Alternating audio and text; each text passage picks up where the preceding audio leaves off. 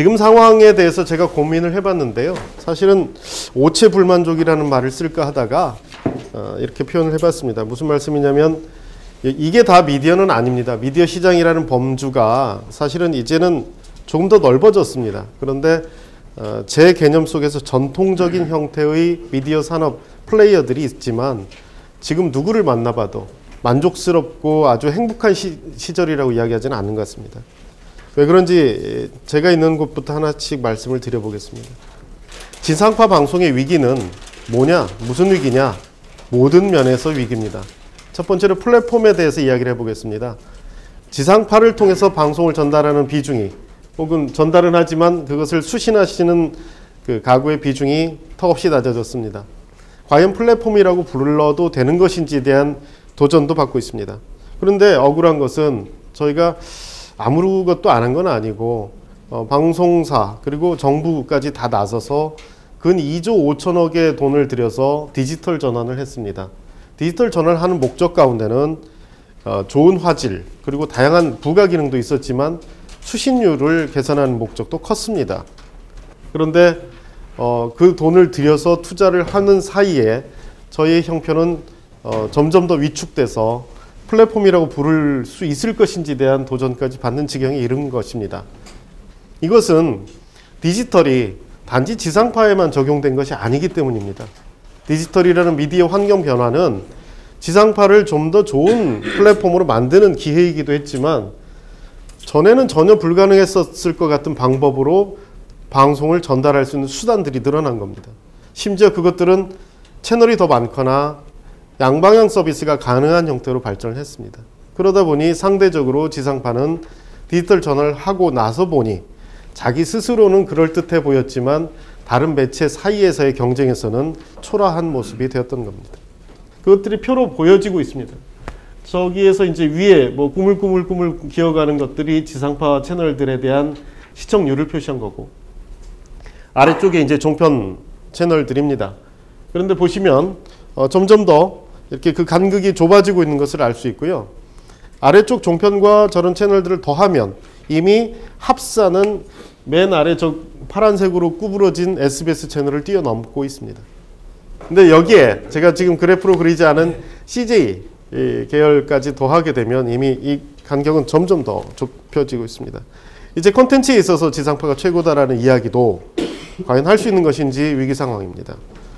이런 위기, 플랫폼의 위기와 콘텐츠의 위기는 당연히 재원의 위기로 이어집니다.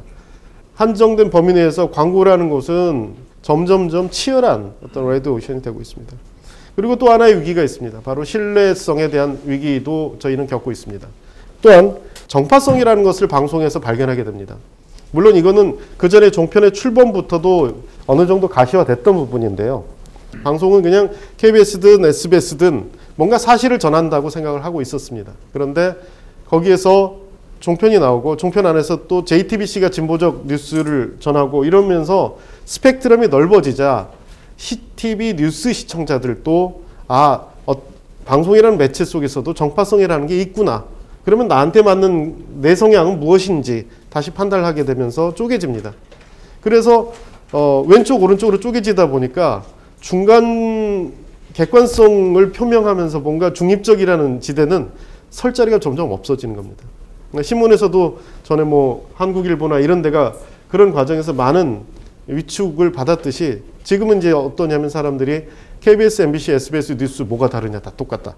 똑같죠. 전에는 그 사이에서는 달랐는데 지금은 스펙트럼이 넓어진 사이에서 그 셋은 똑같습니다. 그러니 그들이 과연 믿을 만한 곳인지에 대한 신뢰도 역시 크게 추락을 하고 있는 것입니다. 이런 모든 위기니 총체적 위기라고 표현하는 게 맞지 않겠습니까? 다음으로 그러면 지상파가 저런 상황이면 유료 매체가 좋은 기회를 받고 잘 됐느냐? 그렇지 않습니다. 결론적으로. 그러나 미디어 시장의 도전은 여기서 그치지 않고 더 큰 도전 밖에서 옵니다. 어쨌든 지금까지 제가 말씀드린 사업자들은 다 공통적으로 최종적인 접점을 TV로 가지고 있었습니다.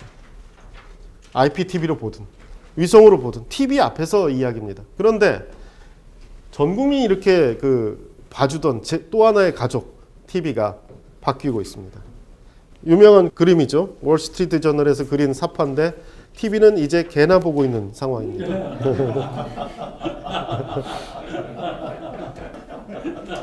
다들 뭔가의 스크린 앞에서 자기 눈을 맞추고 있습니다. 왜 그런지 보시죠.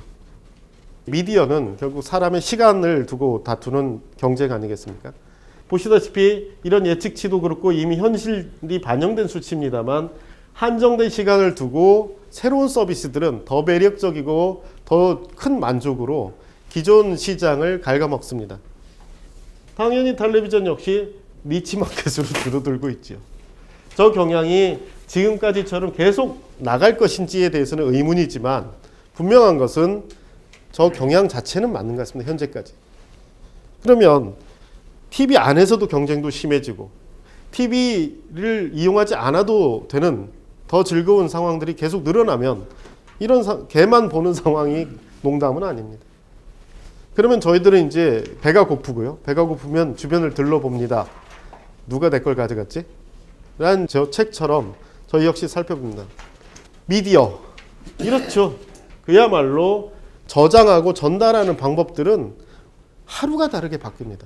이 중에 하나를 가지고 있다고 해서 시장을 흔들 수 있느냐? 그렇지 않습니다.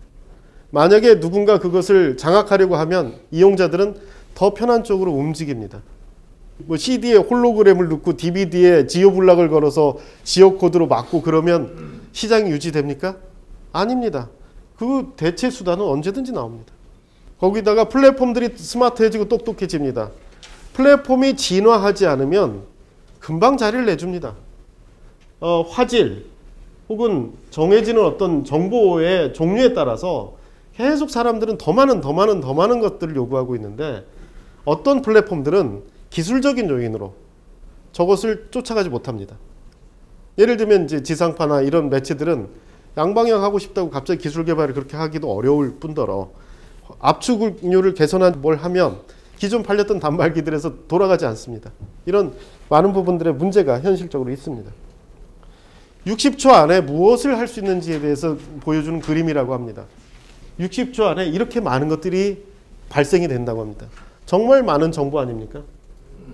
이런 것들 속에서 과연 방송, 그 방송 속에서 지상파 혹은 특정 채널, 그 속에서 특정 프로그램이 어느 정도 위치를 차지하고 있게 되겠습니까?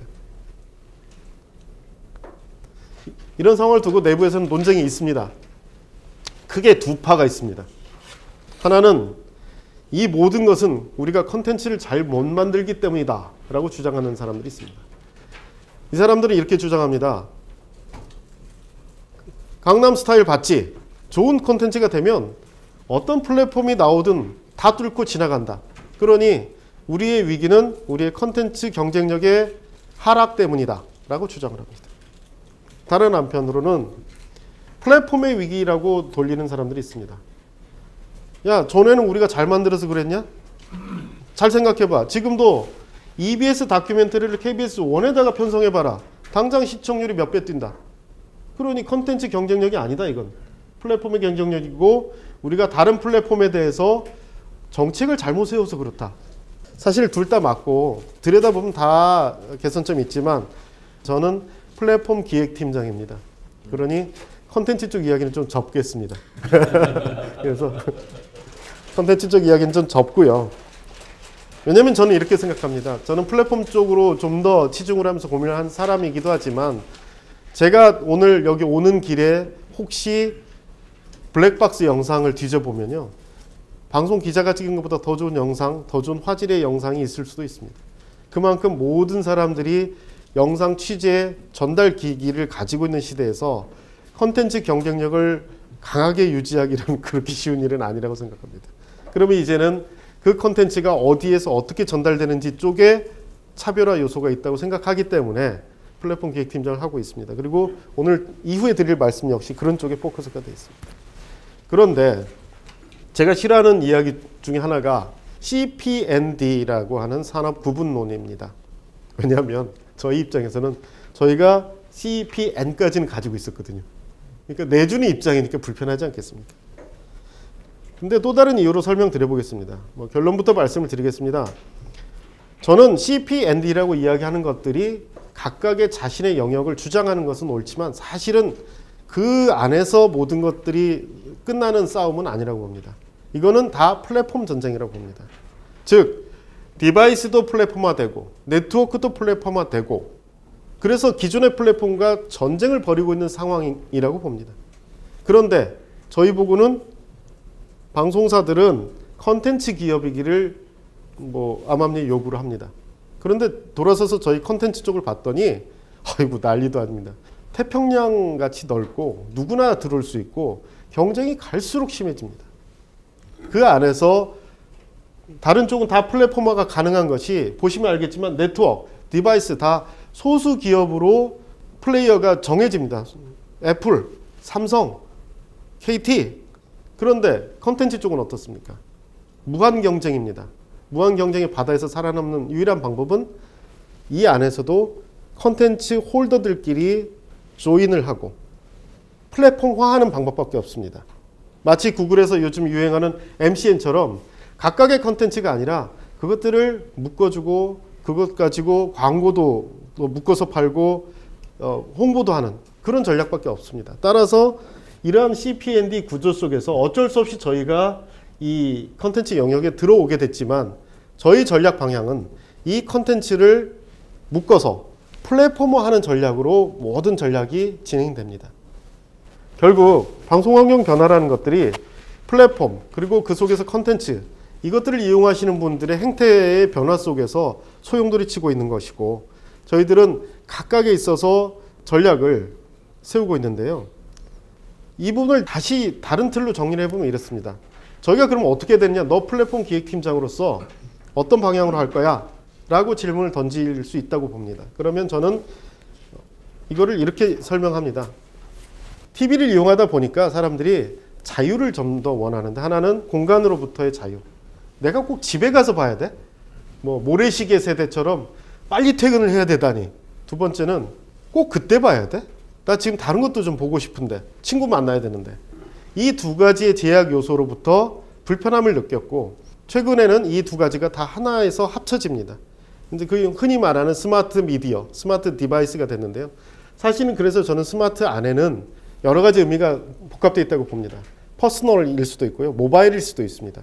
그것들이 다 섞여 있는 말이 지금 스마트 미디어가 되고 그것에 그런 플랫폼적인 요구에 대응을 하자라는 게 제 대답입니다. 하나씩 보겠습니다. 시간 파괴. 제가 93년에 라디오 PD로 갔을 때 제가 정말 재능 있는 라디오 PD였습니다. 왜냐하면 음악을 잘 알아서가 아니라 그 당시 이제 방송하면 AD의 역할은 신청곡이 오면 빨리 가서 음반을 찾아오는 겁니다. 근데 그때 LP를 쓰고 있었거든요. 근데 음반 자료실 가면 어떻게 되냐면 김현식 음반 20장 가까이 있습니다. 근데 어떤 그 음질이 나쁘고요. 어떤 그 음질이 좋습니다. 꼭 껍질이 낡았다고 해서 음질이 나쁜 게 아닙니다. 그거는 정말 경험치입니다. 그래서 잘못 가져갔다가 선배한테 욕을 바가지로 얻어먹고 솔로 닦고 물칠하면서 겨우 위기를 넘기고 이러면서 체득합니다. 저 나름대로 노하우가 있었죠. 그래서 음질이 좋은 음반에 대해서 제 나름대로 마킹을 하기 시작합니다. 메타데이터를 축적했거든요. 그래서 저는 뛰어갔다 오면은 결과가 아주 좋았습니다. 재능 있는 PD였죠. 근데 제가 PD로 입봉하는 순간 사라졌습니다. 왜냐면 CD로 다 바뀌었거든요. 더 이상 그런 재능이 필요 없어졌습니다. 지금은 어떻게 하냐면요. 그것도 필요 없습니다. 이제는 다 파일 베이스로 제작하고 송출합니다. 이게 무슨 말이냐면 아날로그 리니어 시장에서 디지털 리니어로 갔다가 최종적으로 디지털 넌 리니어 시장으로 갔다는 겁니다. 그런데 TV는 어떻습니까? 아날로그 TV가 아날로그 리니어였고요. 디지털 TV가 디지털 리니어 시장입니다. 여기서 진화가 멈출까요? 많은 방송사업자들이 여기서 진화가 멈출 거라고 생각을 했던 것 같습니다. 저까지도. 만약에 여기도 MP3 파일 같은 어떤 형태의 변화가 주축이 된다면 그런 거죠. 음악은 사랑을 받고 아이튠즈나 멜론은 성장했지만 지구, 신나라 레코드 무슨 이런 전통적인 유통사업자들은 사라졌습니다. 우리가 뭘까? 우리가 음반 기획자일까? 음반 유통사업자일까? 생각해보면 유통사업자에 가까운데 이 위기를 극복하지 못하면 저희는 지구 레코드 꼴이 날 수 있다는 생각입니다. 저희는 그동안 이렇게 먹고 살았거든요. 좋은 프로그램, 광고, 좋은 프로그램, 광고, 좋은 프로그램, 광고. 이게 꽤 놓은 것이 시간이라는 축입니다. 아무도 거스를 수 없었던. 그런데 어느 순간 넌리니어가 됐습니다. 저 줄이 끊어졌습니다. 사방이 흩어집니다. 그럼 사람들은 자기가 좋아하는 보석만 줬지 저희가 억지로 끼우는 광고를 같이 주워갈 리가 없습니다. 전에는 그랬습니다. 아침에 어제 TV 봤어? 다 이야기가 됩니다. TV, 곧 지상파 몇 개 안 되는 프로그램이었거든요. 그런데 어느 순간 어떻게 됩니까? 어제 SBS 봤어? 이래야 됩니다. 이제 채널이 좀 늘어났어요. 그러다가 이제는 어제 별그대 봤어? 이래야 됩니다. 프로그램 중심으로 소비가 됐습니다. 그것도 최근 일이고요. 이제는 어제 그 장면 봤어? 그런데 여기까지면 그나마 괜찮습니다. 제일 중요한 앞에 어제가 빠집니다. 그 장면 봤어? 이 말은 무슨 말이냐면 너 유튜브에서 봤어? 아니면 카톡 링크 봤어? 뭐 어디서 봤어는 묻지도 않고 언제 봤어도 묻지 않습니다. 그러면 그 장면에 저희는 뭘 붙여야 먹고 살까? 이게 콘텐츠 사업자의 고민입니다. 근데 이게 자초한 일입니다. 보면 다시 보기냐 VOD냐라는 이야기를 합니다. 비슷한 말로 섞여 쓸 때도 있었습니다. 그런데 지금은 다시 보기 아닙니다. VOD입니다. 다시 보기는 라이브를 봤을 때 이야기입니다. 라이브가 존재하지 않는데 무슨 다시 보기입니다. 그냥 VOD입니다. 컨트롤십과 카니벌라이제이션 이야기가 있습니다. 바로 오른쪽 10분 업데이트 같은 사례인데 저희는 이런 유통사업을 방송사들이 특히 지상파들은 덤이라고 생각했습니다. 내가 실시간으로 광고를 벌어서 100을 들여서 110을 이미 만들고 있는데 유통? 누가 와서 사주면 100원 줘도 그 100원이 이익이고요. 1000원 줘도 1000원이 이익입니다. 그러니까 가져가세요. 서비스 맘대로 하세요. 그랬는데 어느 순간 보니까 그것 때문에 실시간 방송을 볼 이유가 줄어드는 겁니다. 어라? 이게 덤이 아니었어? 그제서야 통제권을 한번 생각해 보는데 많이 늦었습니다. 예를 들어서 11시 때 지상파 예능 프로그램들이 다 무너졌다. 그럼 컨텐츠가 재미없어서라는 이유도 하나 있습니다만 말씀드렸는데 저는 플랫폼적으로 설명드리면 프로그램을 끝나자마자 10분 만에 다시 보기를 올려줍니다. 그런데 드라마를 편성한 10시 때 선호하시는 분들의 행태를 보니까 이렇습니다. 1등 프로그램을 자기가 선호하는 걸 생방송으로 보십니다. 그리고 마음속에 밀어놨던 2등 프로그램이 있어요. 그거는 올라오자마자 빨리 보고 싶어 하십니다. 적어도 푹 같은 디지털 플랫폼에서는 그런 것들이 확인이 됩니다. 그러면 그걸 방송 끝나자마자 보면 11시 때는 뭘 봅니까? VOD를 보고 있습니다. 11시 때 생방송 보지 않습니다. 그러니 지금 경쟁하는 건 뭡니까? 11시 때 예능이 SBS 예능이 CJ나 종편하고 경쟁하는 게 아니라 SBS 드라마하고 경쟁할 수도 있는 겁니다. 그러니 이제는 컨트롤십, 내가 이거를 언제 어떤 기준으로 유통할 것인지에 대한 컨트롤십이 중요해졌습니다. 근데 한 번 내준 걸 다시 걷어들이기가 쉽습니까? 걷어들이려면 내가 돈을 깎아주든 아니면 싸움을 제대로 하든 그래야 되는 상황입니다. 또 자유의 결과가 과연 미디어 소비의 증대인가라는 의문이 제기됩니다. 이런 거죠. 그거 TV 앞에서 안 봐도 돼. 혹은 그거 나중에 봐도 돼. 특히 이 시간 파괴 이야기를 하니까 그거 나중에 보지 뭐 라는 것이 과연 나중에 보냐는 거죠. 나중에 볼 수도 있다라는 것이 미디어 소비를 밀어놓게 하고 밀어놨는데 그보다 더 재밌는 게 또 나오니 이것은 그냥 사라지는 겁니다. 그러니까 미디어를 아주 1등 컨텐츠만 보고 나머지를 버리게 하는 현상으로 나타납니다. 그 다음에 VOD 가치와 실시간 가치인데 전에는 이게 이제 등가 가치가 없었는데 이젠 밸런스를 찾고자 합니다. VOD 유통을 내가 얼만큼 벌어야 실시간 빠지는 거를 채울 수 있지? 이 계산을 해보니까요. 지금 VOD 유통 가격 가치는 턱도 없습니다. 그동안 실시간에서 많은 가치를 벌어와서 그럴 수도 있지만 뭐 성장은 고사하고 유지를 위해서도 지금 VOD 한 편에 1,000원? 유통사업자하고 나누고 얼마 이거 가지고는 전혀 턱이 없습니다. 적어도 SBS가 유통수익이 4, 5천억 돼야 됩니다. 지금의 2배 이상 나와야 됩니다. 두 번째 공간 파괴 말씀드리겠습니다. 이제 주로 모바일에 대한 이야기죠. 농담으로 그렇습니다. 야, 스티브 잡스가 10년만 늦게 태어났어도 이 고생 안 하는데, 그죠? 뭐 이런 게 없었으면 잘 살았거든요, 저희도. 그러니까 방어적 차원에서 보는데 말씀드린 이런 고민들을 하면서 이런 생각을 하는 겁니다. 첫 번째는 모바일 미디어 소비가 늘어난다는 것들이 뭘까? 어쩌면 TV를 못 보던 공간에서 봐서 우리에게 플러스 썸이 될 수도 있고, 아니면 이게 모바일을 들고 있지만 방송을 안 보고 게임하고 카톡하고 이런 걸로 시간을 보내기 때문에 더 재미있는 것이라는 개념에서는 위기일 수도 있습니다. 또 여기에 어떻게 우리가 대처해야 될까? 자, SBS가 모바일 사업을 막 하면 한편으로는 시대 변화에 잘 적응하는 것일 수도 있고요. 다른 한편으로는 변화를 가속화해서 빨리 죽을 수도 있습니다. 또 콘텐츠에 있어서 고민도 있습니다. 모바일에서는 보니까 이용 시간이 세션 기록을 살펴보면 한 번 켜서 이용하는 시간은 짧습니다. 그러면 이걸 어떻게 이해해야 될까? 짧은 콘텐츠를 만들어야 될까? 5분 드라마 이런 거 줘야 되나? 여러 가지 또 착시 현상이 있더라고요. 또 하나 TV 하는 것들이 예를 들면 광고라는 저희 그 전통적인 수익원이 모바일로 넘어가는 거야? 아니면 그쪽은 워낙 넌리니어 형태로 소비가 많이 되니까 이제는 광고는 포기하고 그쪽 가서는 우리 새로운 수익원을 찾아야 돼? 이런 고민이 있고요. 또 뭐 말이 어렵더라고요.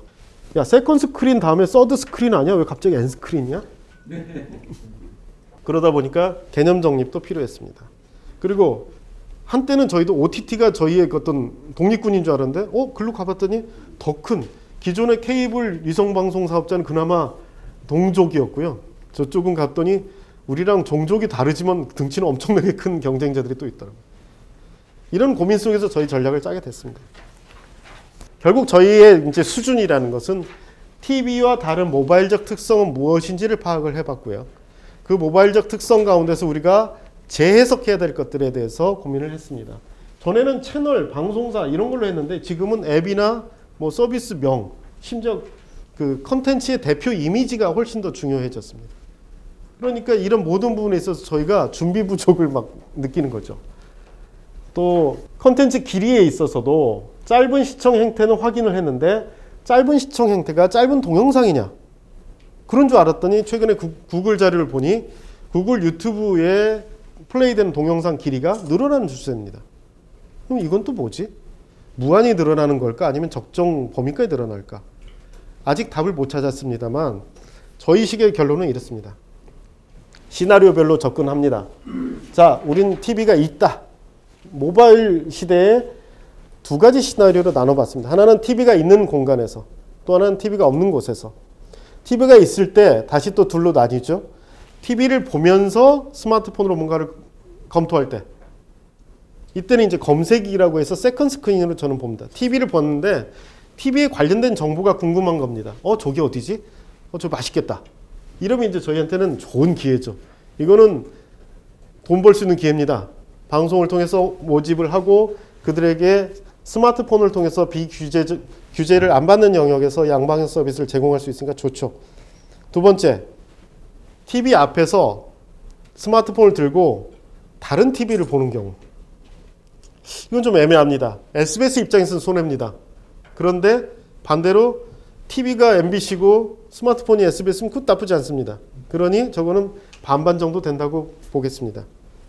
그 다음에 세 번째, ITV가 없는 사람들이 꽤 있습니다. 제로TV 가고 이야기하지 않습니까? 거기서 TV를 보는 경우, 이거는 저희에게는 좋습니다. 왜? TV를 떠나버린 젊은 친구들이 돌아올 수 있는 기회일 수도 있거든요. 그러니 B와 C를 묶어서는 미디어적인 서비스를 제공하는 게 맞다고 봤습니다. N스크린 서비스를 하는 게 맞고요. 그 다음에 A와 B, C까지는 그래서 나름대로 대응 모델을 찾았습니다. 문제는 D죠.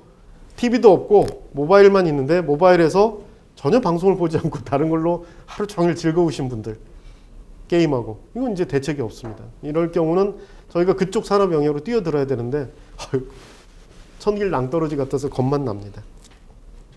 이래서 모바일 시대 저희 전략은 크게 대응 못하는 영역을 빼고 나면 세컨 스크린과 N 스크린으로 나눠서 진행이 되고 있고요. 방송사별로 접근을 많이 하고 있고, 세컨 스크린은, N 스크린은 결국 하나의 플랫폼화 되어야 되기 때문에 여러 방송 사업자가 연합으로 진행이 되고 있습니다. 또 하나 중요한 포인트라고 저희가 생각하는 건 동영상을 모바일로 보는 것의 특징입니다. 어떻게 사람들이 모바일 볼까? 그러면 말씀드린 대로 저희 드라마를 이제 60분짜리 하지 말고 6분짜리 10개를 만들어야 되나? 이런 생각을 하지 않을 수 없습니다. 그런데 이용 행태를 다시 들여다봤더니 유튜브가 성공하고 있다고 해서 들여다봤습니다. 3가지 성공 요인이 있었습니다. 검색. 사람들이 이렇습니다. 야, 유튜브에 없으면 없는 거야. 방대한 아카이브. 그리고 그것들이 찾는 것이 결과물로 만족스럽게 나오는 것. 그것은 결국 검색의 성공이었고요. 두 번째는 편합니다. 즉 어댑티브 스트리밍도 있고 디바이스별로 여러 가지 것들이 있고 이어보기 같은 건 안 됩니다만 향후에는 그런 방향으로 진화될 것 같고요. 세 번째 중요한 거는 공유입니다. 폭탄주 아줌마 동영상 공유가 생명입니다. 카톡으로 전 국민 4시간 만에 봤죠. 근데 저희 생활의 달인 프로그램 보면 포항 폭탄주 아줌마보다 더 기가 막히신 분들이 많습니다. 근데 아무도 모릅니다. 왜냐하면 보고 지나가고 설령 신기해도 그거를 찾아볼 수 없고 제일 중요한 건 공유가 불가능하기 때문입니다. 따라서 검색과 편의성과 공유라는 3가지 가치를 우리도 갖춘다면 유튜브 라이크 성공을 해볼 수 있겠다는 생각을 했습니다. 그러고 나서 저희 걸 봤죠. 저희 형편이 이렇습니다. 부끄러운 자화상인데요. 현장 20일. 도저히 어떤 프로그램인지 찾아볼 수가 없습니다. 검색이요? 검색 못하죠. 저거 보고 나서 직관적으로 이거야 내가 찾던 프로그램이야 못 찾죠. 저 프로그램 60분 넘을 텐데 거기서 내가 원하는 거 또 못 찾습니다. 결국 검색, 편의성, 공유 기능에 있어서 저희는 제대로 준비가 안 돼 있었습니다.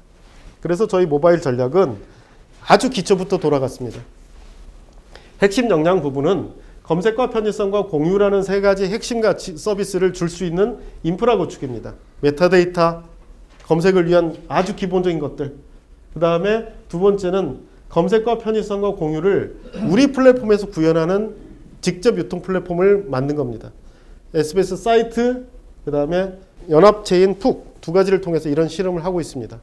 푹의 경우에는 올 4월에 2.0이 나와서 그제서야 이제 저 3가지 기능을 어느 정도 제공하게 될 것 같습니다. 그리고 외부 유통 플랫폼은 그냥 컨텐츠를 주는 것이 아니라 저렇게 만들어진 원칙에 따라서 플랫폼을 주거나 유통 방향을 그렇게 주어서 유통하려고 합니다. 저것이 저희의 모바일 전략의 핵심입니다.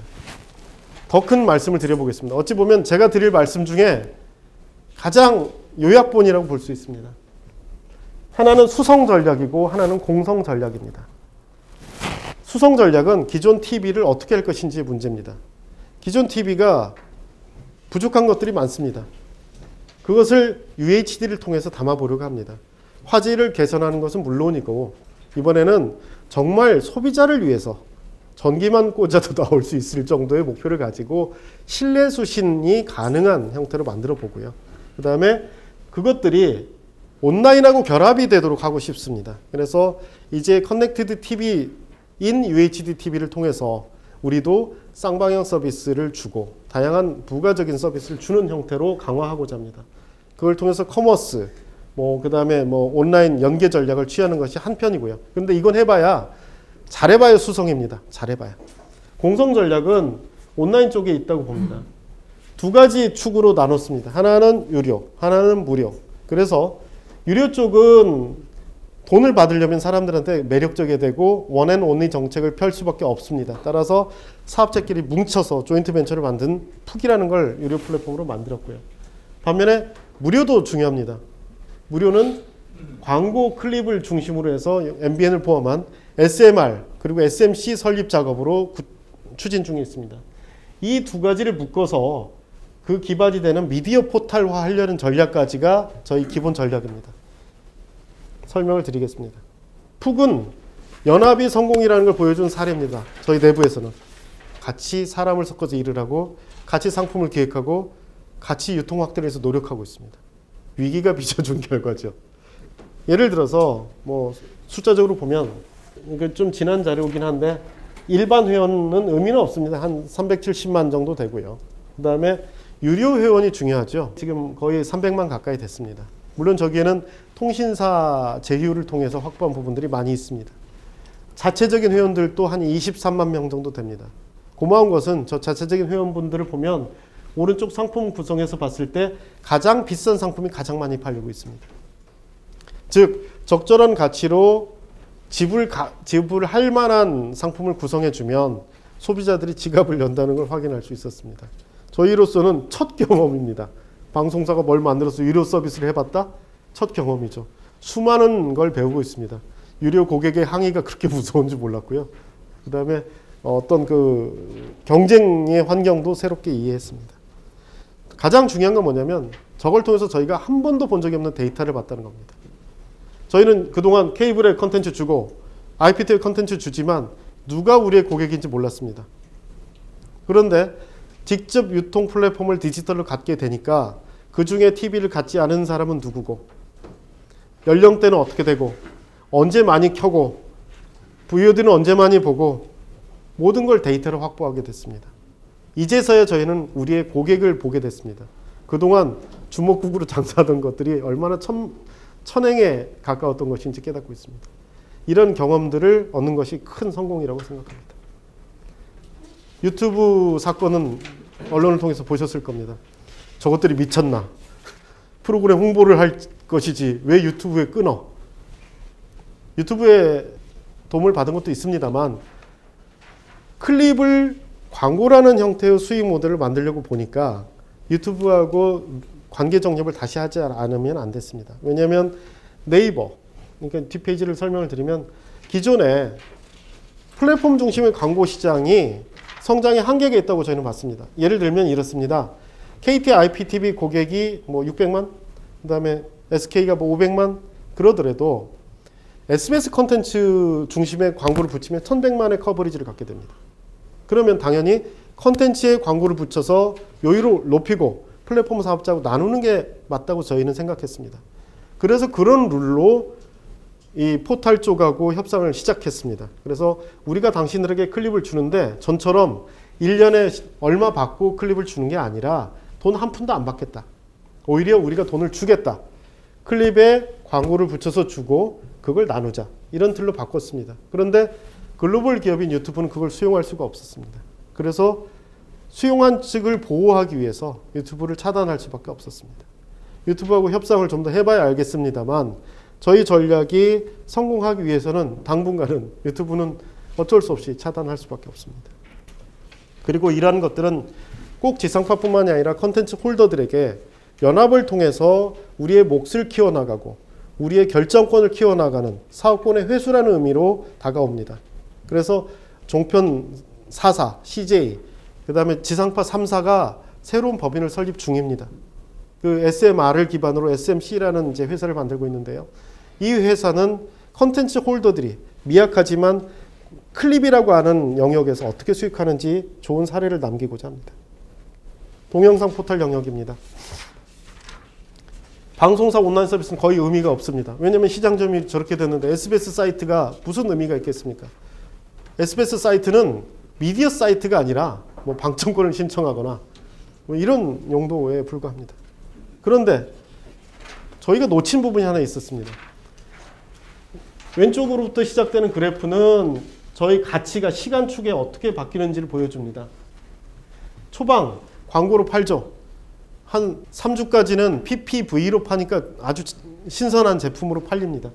그 다음부터는 SVU라고 해서 묶음 상품으로 팔리고요. 근으로 달아 파는 꼴입니다. 나중에 지나가면 가치가 없어집니다. 그런데 저희 아카이브에는 이 콘텐츠가 양으로 엄청나게 많이 쌓여갑니다. 역으로. 그러면 쌓여서 이미 가치를 상실한 저 부분을 어떻게 수익할 것인지에 대한 고민이 저에게 남아있는 겁니다. 그래서 유튜브를 한번 봤죠. 독도 검색을 해봤습니다. 저기 네이버를 검색해보니까 분명히 저희가 환경 변화를 동영상, 모바일, 스마트 이런 추세로 봤는데 이쪽을 봤더니 아직 준비가 좀 덜 됐습니다. TV캐스트라고 하는 영역이 있어서 동영상 클립을 제공을 하고 있지만 중요한 건 유튜브하고 경쟁 때문에 유튜브 검색 결과가 여긴 노출되지 않습니다.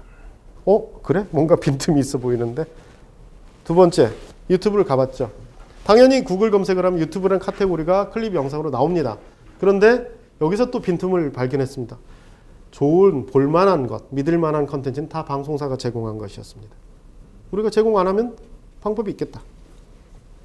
다음은 뭐 스폰서 광고가 너무 많아서 아직은 경쟁 상대가 아니었고요. 상상을 해봤습니다. 일반 이용자가 독도를 검색했습니다. 하단에 이렇게 그 지식 검색 같이 이런 것들이 당연히 떠야죠. 이건 저희 영역 아닙니다. 저희 못합니다. 그런데 오른쪽에 저렇게 그간 방송사가 취재했고 다뤘던 영상들이 클립으로 제공이 된다면 볼만하지 않을까? 볼만하면 광고도 보지 않을까? 그러면 수익화할 수 있지 않을까? 이런 생각이 들었습니다. 그래서 저것들을 묶어서 동영상 포털이라는 걸 만들자. 그 다음에 지상파 이외의 외연을 확대해보자. 이렇게 되면 이 전체가 큰 미디어 포털 형태가 되겠다라는 상상을 해본 겁니다. 이 미디어 포털은 관문 역할을 하게 될 겁니다. 독도 검색을 했습니다. 그러면 저희 정책에 따라 나눠집니다. 어떤 영상은 안 팔리는 것도 있고요. 최신작이지만. 어떤 건 한참 지나서 안 팔리는 것도 있습니다. 또 팔리지만 클립은 그냥 줄 수 있는 것도 있습니다. 이런 정책에 따라서 유무료를 따라서 저희 비즈니스 모델에 따라서 이용자들이 이용하시면 저희는 유료든 무료든 그들을 수익화할 수 있는 가능성이 있다고 본 겁니다. 이를 위해서 아카이브를 재정비하고 고도화하기 위한 작업이 진행이 되고 있습니다. 그 다음에 이것들을 광고와 검색 솔루션을 붙이고 저작 툴과 공유 툴까지 개발을 해서 외부에 제공을 하려고 합니다. 제공이라고 이야기를 했습니다. 왜냐하면 서비스가 이렇거든요. 검색 당연히 돼야 되고요. 검색만 있으면 뭐합니까? 사람들이 어떻게 쓸지 모르는데. 큐레이션 서비스를 저희가 해야 될 것 같습니다. 예를 들어 보겠습니다. 터키 여행을 가고 싶습니다. 그러면 지금은 뭐 네이버에 검색을 하면 블로거가 뜨고요. 교보문고 가서 여행 책자를 하나 사봅니다. 그런데 만약에 검색을 했는데 거기에 지도가 나오고요. 지도에 깃발이 꽂혀 있고 깃발을 눌렀더니 클립들이 뜹니다. 그 깃발은 지상파 혹은 종편 CJ가 터키를 소재로 해서 촬영을 했던 것의 위치값들입니다. 그러면 저는 그 도시의 지역별로 확대를 해가면서 방송 영상을 해당 클립을 볼 수 있지 않겠습니까? 그보다 더 생생한 정보가 어디 있겠습니까? 그렇게 보여주고 하단에 호텔 예약 번호, 뭐 저희도 여행사 광고 이런 걸 넣고 싶은 거죠. 그런 큐레이션 서비스를 할 거고요. 더 나아가서는 외부에 공개하겠습니다. 지금 외부에서는 아프리카 등등 많은 사람들이 창작 컨텐츠로 승부를 합니다. 만약 그들에게 지상파의 구작들을 열어서 클립으로 제공하고 그걸 소재로 새로운 서비스를 만들어 보십시오라고 한다면 시너지 효과가 있을 겁니다. 그렇게 해서 그들이 만들어진 가치를 저희와 로열티 수익으로 나누고 싶습니다. 여러 가지 전략이 있지만 뭐 결국은 중요한 건 외부 접점이 TV와 포털이라는 두 가지 영역이고 저희 사업은 혼자 하는 것, 여럿이 하는 것, 광고 모델, 유료 모델 이 축에서 다 벌어지고 있다는 겁니다. 이것들의 연계성을 어떻게 높일 것인지가 다음 고민입니다. 마지막으로 저희가 이렇게 해도 해결 안 되는 영역에 대해서 말씀드리겠습니다. 이랬다가 대충 뭐 지금 이런 상황입니다. 즉 저희는 이미 컨텐츠 사업자로 재편이 됐고요. 많은 컨텐츠 사업자와 내부 경쟁을 하면서 플랫폼 사업자와 관계를 맺고 있습니다. 플랫폼 사업자 바깥에 또 디바이스 업체 영역이 있습니다. 세 가지 환경이 구성되어 있는데요. 여기 어떤 변화가 있었냐면 인터넷이 침투하게 됩니다. IP 베이스의 서비스들이 들어오면서 기존 유료 방송들도 인터넷과 결합이 되고요. 전혀 무관한 새로운 인터넷 플랫폼들도 미디어 플랫폼화 되고 있습니다. 이게 저희는 기회라고 보여졌습니다. 우리도 할 게 우리도 이쪽에 들어갈 기회가 보였습니다. 그래서 이런 북 같은 것도 만들었고요. 궁극적으로는 저희는 컨텐츠 사업자가 유료 매체 축이 아닌 인터넷 축으로 디바이스 업체하고 신삼각 동맹의 생태계가 맺어지기를 도모하고 있습니다. 그래서 이 생태계와 기존 생태계가 밸런스를 맞출 때 컨텐츠 사업자의 가치를 극대화할 수 있다고 생각을 하고 당분간은 이쪽 인터넷 영역에 집중을 하려고 하는 겁니다. 그러나 더 큰 적들이 바깥에서 몰려오고 있습니다. 아시죠? 그림으로 보여드리겠습니다만 뭐 이미 미국 시장이 요동을 치고 있고 그 넷플릭스의 도전 앞에서 HBO 같은 데나 심지어 최근에는 ESPN조차도 OTT 사업에 뛰어들었습니다. 이 사이에서 코드 커팅이 벌어지고 있고 성장하는 자와 성장을 막으려는 자의 싸움이 벌어지고 있습니다. 이들이 인터넷 베이스고요. 인터넷에는 국경이 없습니다. 그들이 우리가 시장 가능성만 있으면 언제든지 할 수 있습니다. 아무 때나 할 수 있습니다. 만약에 지금도 넷플릭스가 한국에 들어오면 어떻게 될까요? OCN은 뭐 먹고 살까요? 엄청난 변화가 올 수도 있습니다. 아닐 수도 있고요. 그래서 이런 그 글로벌 사업자하고의 경쟁, 그리고 여기는 제가 설명을 안 했지만 한중 FTA의 영향 등등을 고려했을 때 저희는 지금 링에서 싸우는 게 아니라 그 무슨 뭐 황산벌 전투처럼 전쟁 영화 보면 그렇잖아요. 영화니까 앞에 사람하고 싸우지 뒤에서 찔러도 할 말은 없는 겁니다. 그런 상황이 있기 때문에 저희 환경을 이해했으면 저희가 누구랑 경쟁할 것인지를 보고 규제의 수위와 범위를 시장 획정을 해주셔야 됩니다. 그래서 우리끼리 지상파끼리, 지상파 유료매체끼리 이런 싸움이 아니기 때문에 이젠 좀 큰 차원에서 저희가 밟아주시려고 하는 방향을 이해하셨으면 그 방향에서 새로운 경쟁자와 공정 경쟁을 할 수 있도록 저희를 봐주셔야 됩니다. 연탄 산업을 제가 봤습니다. 연탄이요, 그냥 망한 게 아니더라고요. 엄청 노력을 했습니다. 제품 개혁, 90탄에서 시작해서 19공탄, 나중에는 2590탄까지 나왔습니다. 한 장으로 8시간에서 12시간까지 시간을 늘린 노력이 있었습니다. 심지어는 중간에 장탄이라고 해서 이렇게 3장 갈아서 하루에 3번 갈아야 되니까 이게 어머니들이 새벽에 한 번씩 깨지 않습니까? 그 불만을 누그러뜨리기 위해서 긴 탄, 12시간 타는 탄을 개발한 적도 있는데 난관에 부딪힌 게 화덕을 바꿨어야 됩니다. 그래서 요즘 말로 하면 생태계 변화가 필요해서 실패했죠. 배달 서비스가 획기적으로 개선됐습니다. 집집마다 탄을 적재하다 보니까 봄철 되면 눅눅해져서 잘 안 타고 그렇습니다. 아파트가 생겼습니다. 아파트에 쌓아둘 데도 없습니다. 그래서 기억나실지 모르겠지만 동네에 연탄을 이렇게 집적 해놓고 계약은 1000장을 해놓지만 배달은 100장씩 하는 그런 서비스들이 나왔습니다.